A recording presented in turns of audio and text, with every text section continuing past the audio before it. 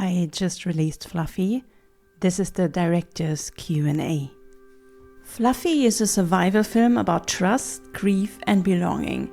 I wanted people to feel what the character is living through, not just watch gameplay. This is not a highlight reel or recap. The film came from a question that I couldn't ignore. How does truth affect people? What I bring new to this world is events are over, but trauma is not. Fluffy shows what happens when you have to live through this. I rejected the usual format because I'm not interested in performance culture, the look what I achieved mindset, like no death or the highest kill count.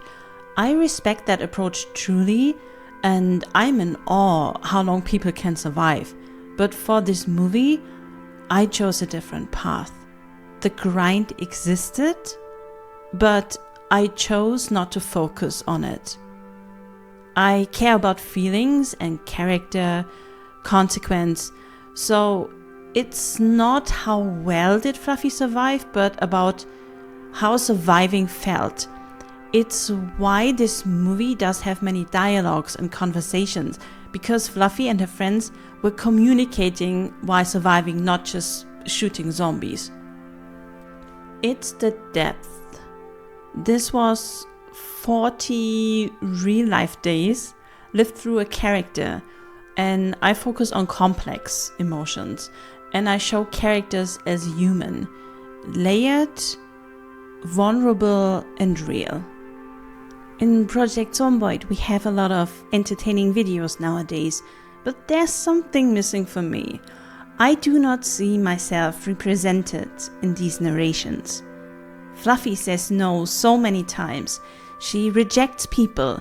She questions their behavior. Does not exist for the male gaze or their likability. We know that this alone can lead some people to switch off, a woman with an opinion. But this is of course nothing new, a broader problem, and can be seen in any spaces where women tell their perspective. For me personally, it was a long journey to finally say, I have the confidence. I realize myself and say, this is my work. This is my movie. This is my character. And I'm proud to share this with the world. And this is representation. Fluffy is defined by her value, loyalty, trust, and identity. She's emotional but not weak. She refuses to lose herself, and her past shapes everything she does. And through her eyes, the audience sees survival isn't just staying alive. It's living with what happened. I use color to support themes. Red filters represent control and abuse from Fluffy's past, and green and yellow represent power and manipulation through the elite. And blue, like in her original outfit, represents Fluffy's search for truth and trust. Because a lot of the story is about what happens when people try to suppress trauma versus actually facing it.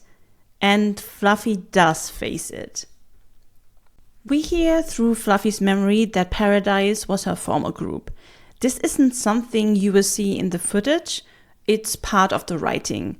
But if you keep that in mind, that Paradise was a place she had to escape from, it explains a lot about her behavior. It shows why she refuses to let certain things happen again. Even within her own group, she becomes very aware of how people treat each other. Because these kinds of power structures don't start at the highest level. They start in small moments when we don't question things, even with people close to us. Relationships were the core of Fluffy's journey. They weren't just side interaction, they defined how she changed over time. With Evie, there's this warmth, playfulness, and a sense of safety. Those moments are important because they show that even in a world like this, connection is still possible. Without Evie, Fluffy would have starved. I think both literally and symbolically. And Evie really trusts in Fluffy's ability. There are moments that didn't even make it into the movie, but would illustrate that. Because what you saw is Fluffy picking up Van Zippen on the road and saving him. But what you don't see is that before that, Fluffy had never driven. Evie tells her, "You have to learn," and sends her to do it on her own. So that moment isn't just about helping someone, it's about trust. With Sheep, there's a lot of mentoring and growth. He teaches her things, but at the same time, that dynamic shifts. She starts to step into her own strength, and what begins as guidance turns into something more balanced, where she questions him and challenges him, and I think that becomes part of his growth as well. So in the last scene, that circle of mentorship closes when he says, "I can't teach you anymore. This is everything I know." And from that moment on, it's no longer about teaching.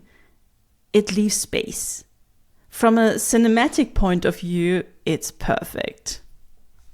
What I appreciate about both of these relationships is that Evie and Chip never make it about themselves.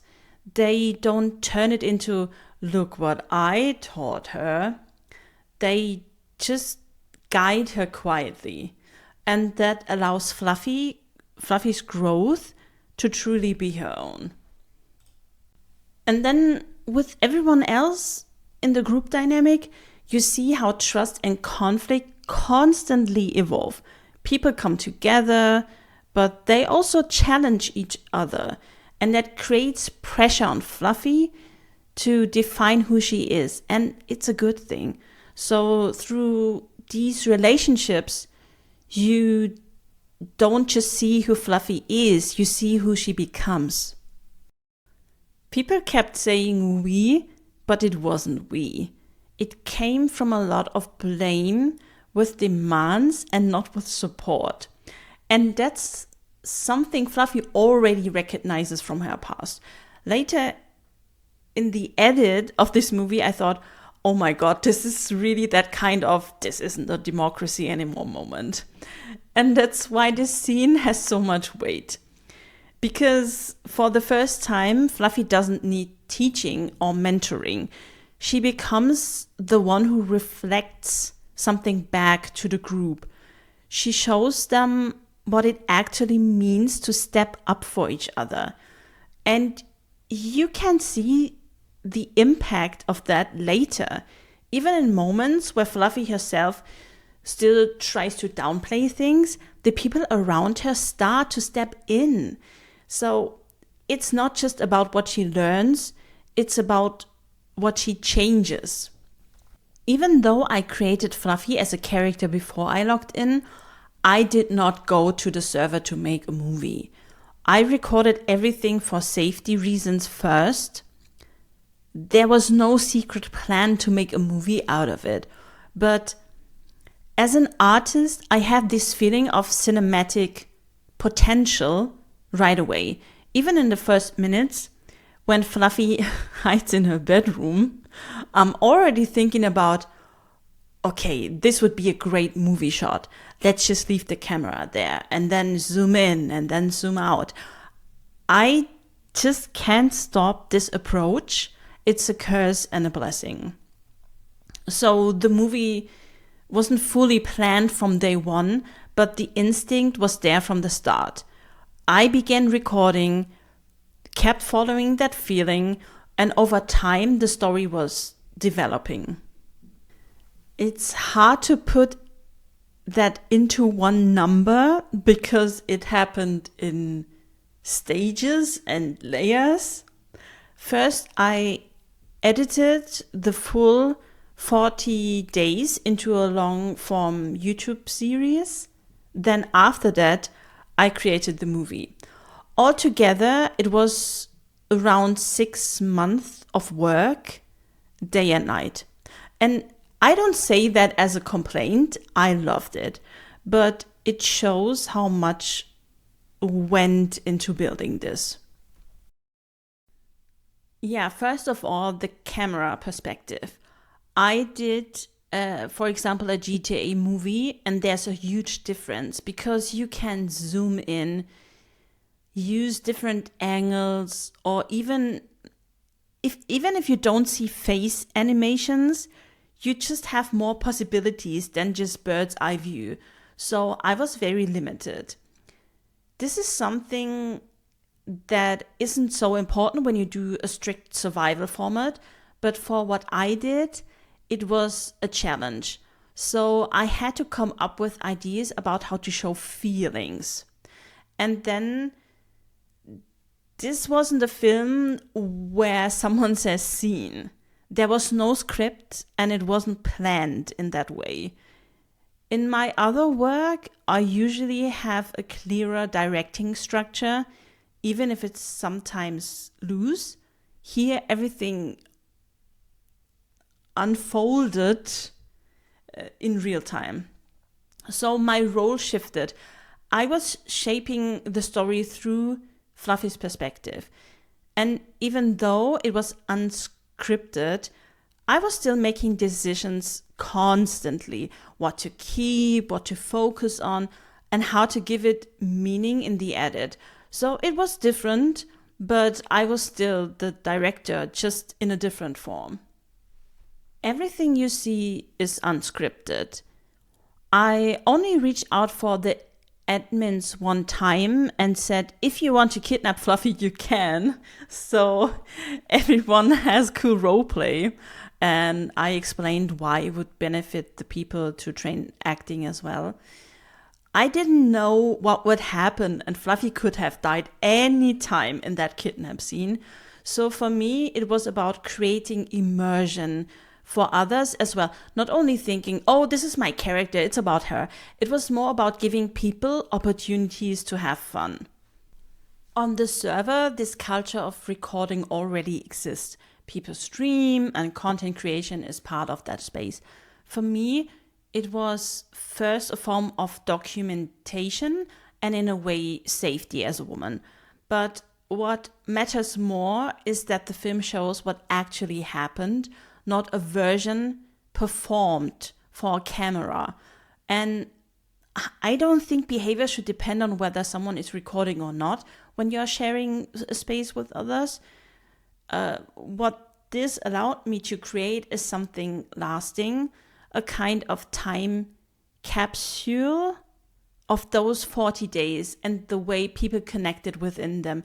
And I think that's how most people experience it as well. In other formats, like big event 100 player videos with multiple perspectives, that approach works well because it's mostly light roleplay and limited to those events. But Fluffy's story isn't an event. It deals with serious themes. Showing other perspectives would soften that.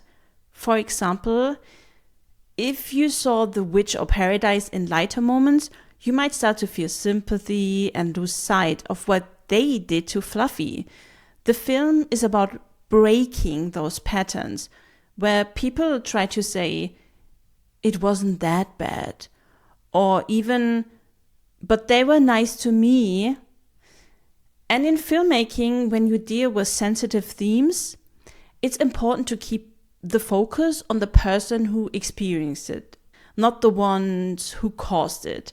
So especially as a female filmmaker, it was important to me that Fluffy's experience stays clear. I do not need spectator mode to tell a story that is truthful. Something I noticed during the process was that people could see everything. The acting, the quality of what I was doing there with Fluffy, the story, but not always the creator behind it. We were in a space where content creation already exists, so the idea itself wasn't new. What I was doing was happening right in front of everyone's eyes, and still, it wasn't always understood as something being truly created in that moment. And I do think there's also a broader pattern in that, where female perspectives, especially when they're emotional or character driven, are not immediately recognized as authorship or direction. And even when people do engage with it, it's sometimes framed as something smaller than it actually is.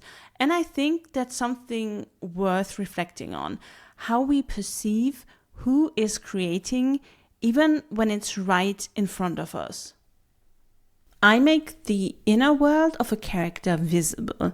For example, with the inner monologue I'm doing often in my works. It's not something you can copy so easily, act out weakness, fear, which I did. It requires bravery and a huge level of vulnerability most people aren't ready to go, especially not over such a long period of time that is needed in a whole movie. So that kind of emotional storytelling is very me. And I tend to place that inside dystopian worlds where hope and connection still exist. I've always been interested in power dynamics of society, and this story shows them from a perspective people usually don't see. I have over 100 songs in this movie, and I picked them out very carefully. The characters have their own theme. For example, Sheep and Evie have this track called The Length of Light. And the Elite, they have atmospheric layers from Gregor Quendel that I used. And there's this track I found, Cold of My Heart. It's especially important to me because it reflects Fluffy alone, but still determined to survive. It's funny because the track is called Cold and they sing about fire. The fire symbol is also linked to Fluffy in the movie, so I really like that. And I also mostly avoided hyper YouTube or Twitch style sounds because they would break immersion. I wanted the sound to feel cinematic, not trendy.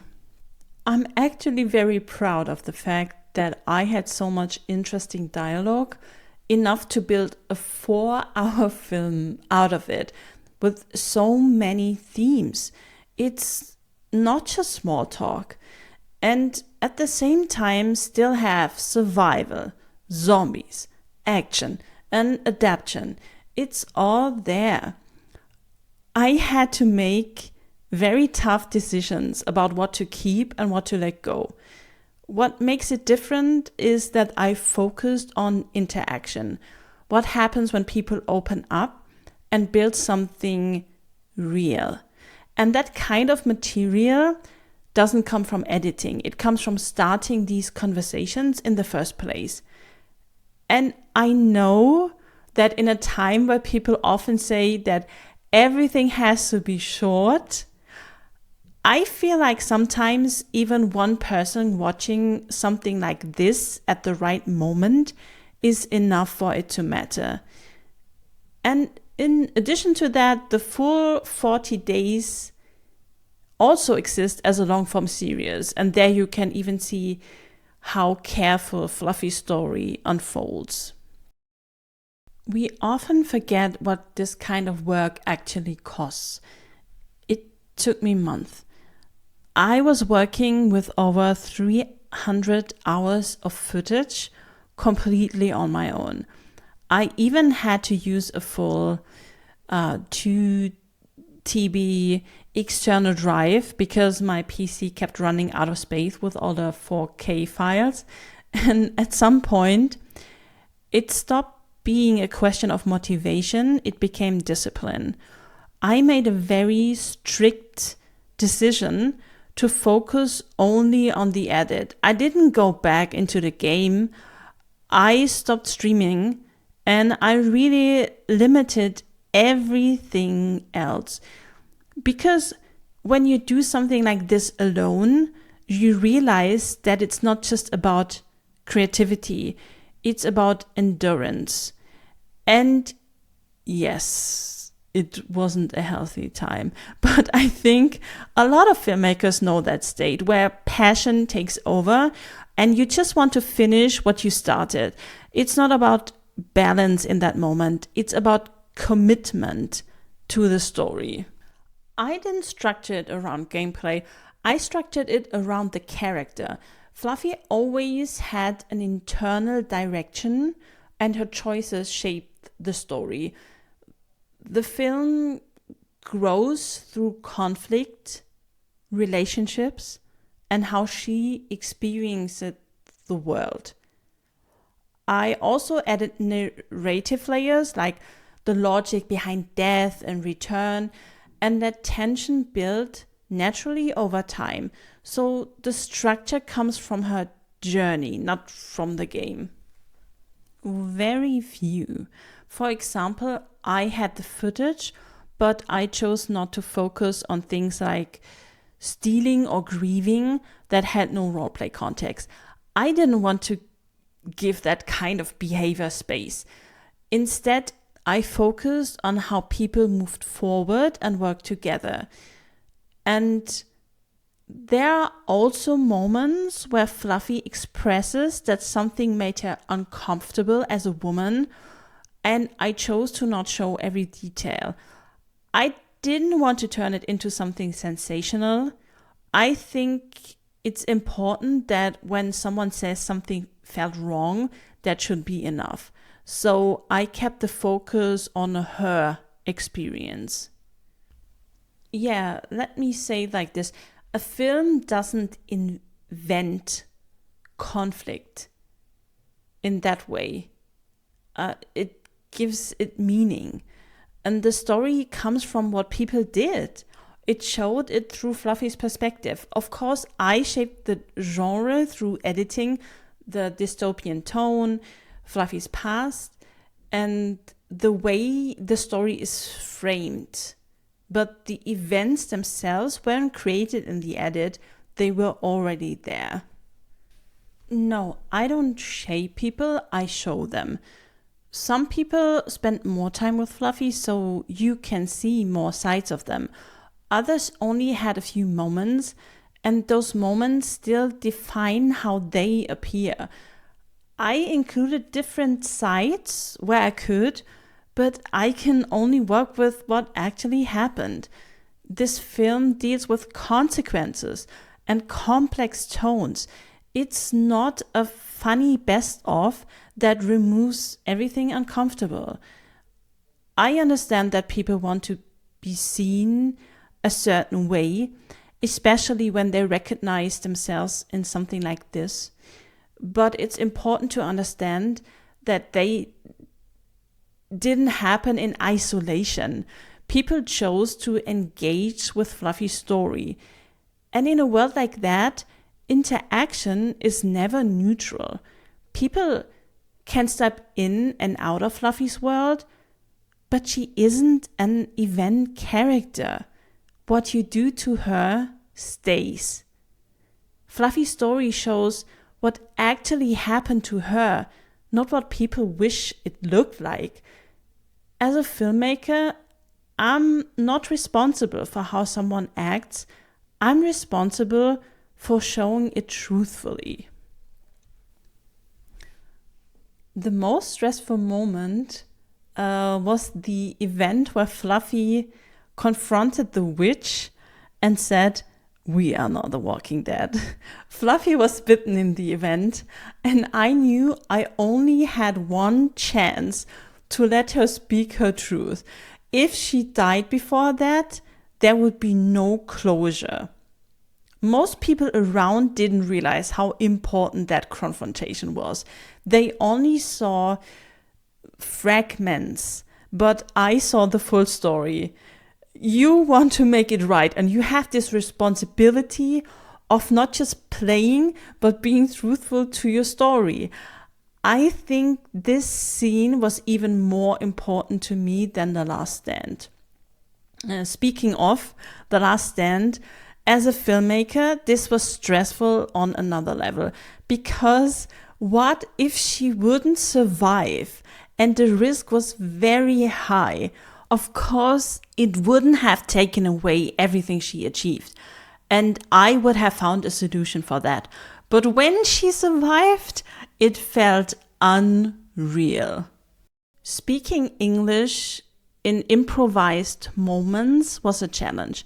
When you speak, people assume you understand everything, and sometimes you don't, and that can lead to confusion.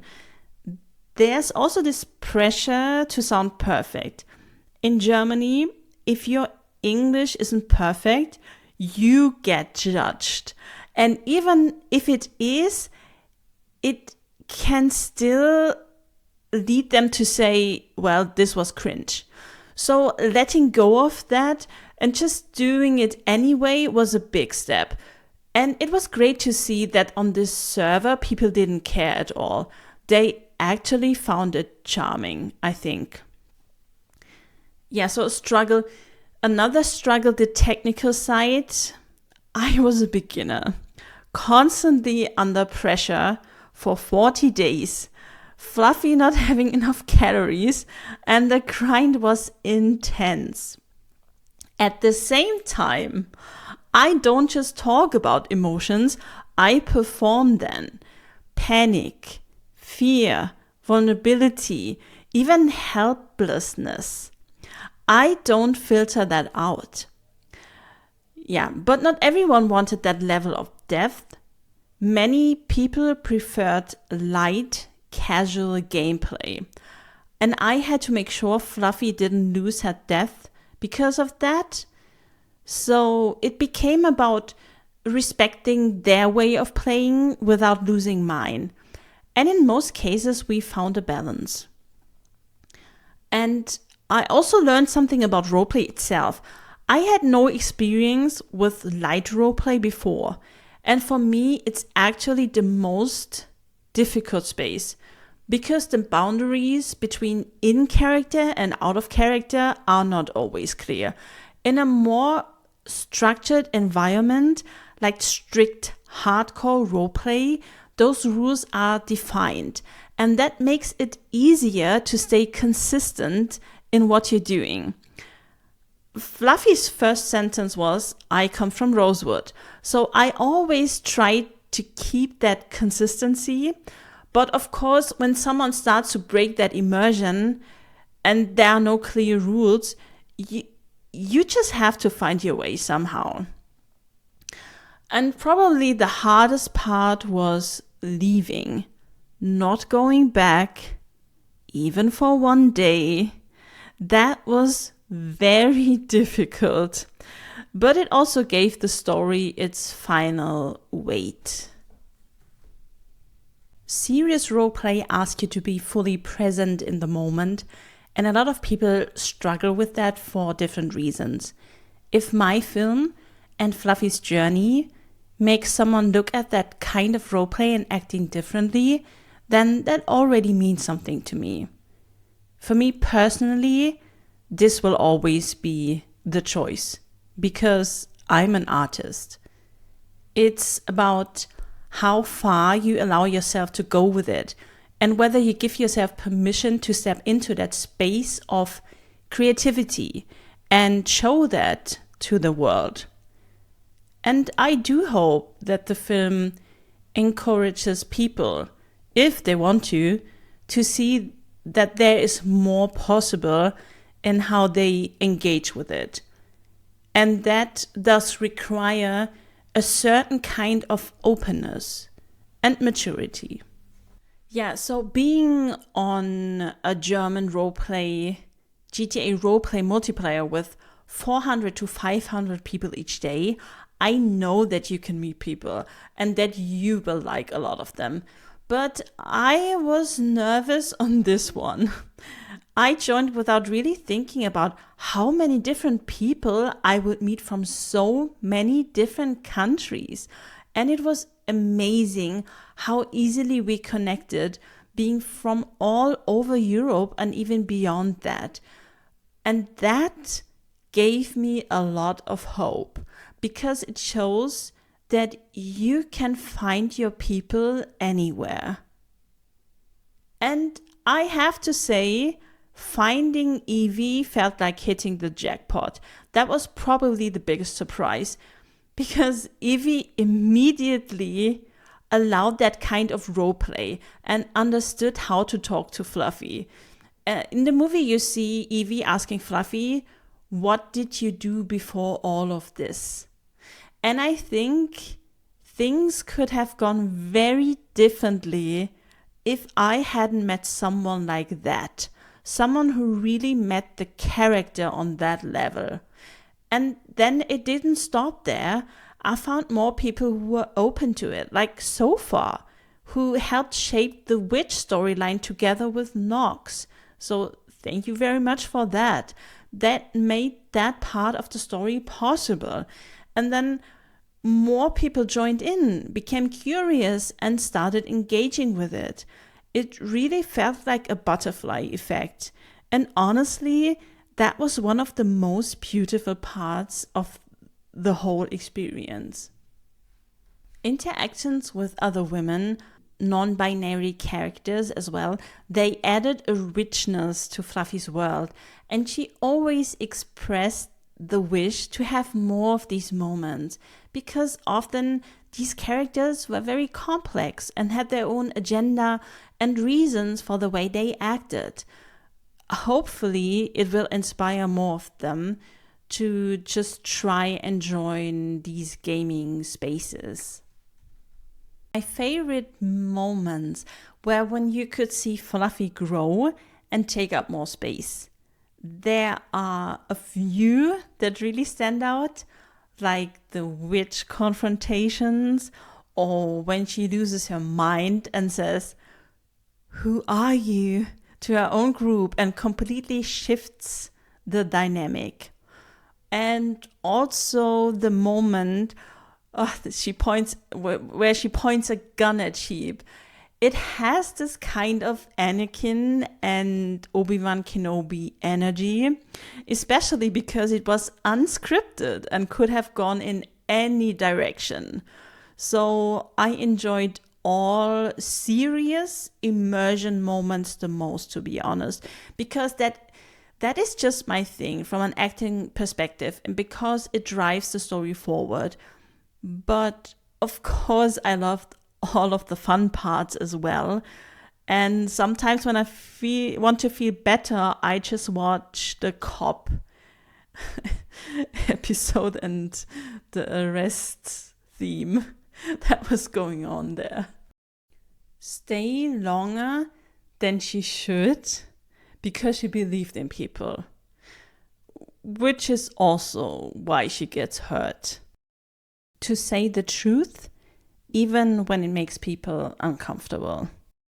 Stay silent when something is not right. People probably think she only talked because you see a lot of conversations, but there was this full survivor grind, often alone, and you can see that in the full 40-day series. And because the themes are so serious in this movie, I think people might miss that she's actually very funny and playful. We all know that Evie and Sheep could carry their own universe. Evie's spin-off would probably be very psychedelic and unpredictable, with these sudden, very serious moments breaking through. I imagine her living a very ordinary life at first, but then something shifts and she gets pulled into something much darker. Sheep's story would probably start with his past, his younger self, a lot of punk energy, music, maybe running away, searching for something, and then slowly moving into the version of him we meet before Fluffy arrives. Beyond that, there are so many others. People from the Z faction, Nemi, and how she built everything before Fluffy came to Knox County. Or Sofa with the orphanage storyline and that magical layer. That could be a supernatural, maybe even anime-inspired spin-off. And there are so many. Of course, the Joker, Fluffy and JJ could carry their own spin-off. Something built on tension where you already feel that something is going to happen. And I think Fluffy, with all of these characters, they could have their own spin-offs as well. I don't feel the need to prove anything to the genre. This film stands on its own. But if it adds something, I hope it opens space for more emotional, character-driven stories and encourages people to ask different questions. And the fact that this story exists at all, that it takes up space, is already meaningful. It's complete in a full circle way, from where she starts to the moment she leaves. But it's also just the beginning. She's only just discovered the truth. I build characters for the long term, so her story doesn't end there. I just can't promise when it continues, but in my mind it's already all set up. Yes, they are connected. I have a GTA character called Reno, who is an actress and a director. In her world, she leaves for a while to take on a role in Kentucky. So, Fluffy is actually a character that Reno is playing. At the same time, Fluffy talks in the movie about Zombie Braut, which is a movie Reno directed. There is even more, but it gets very complex and multiverse related. I won't fully answer that. You have to watch and listen very closely. Because to the elite, Fluffy is easy to overlook. And that's where it gets interesting. If you're curious what comes after, there are a few playlists in the description.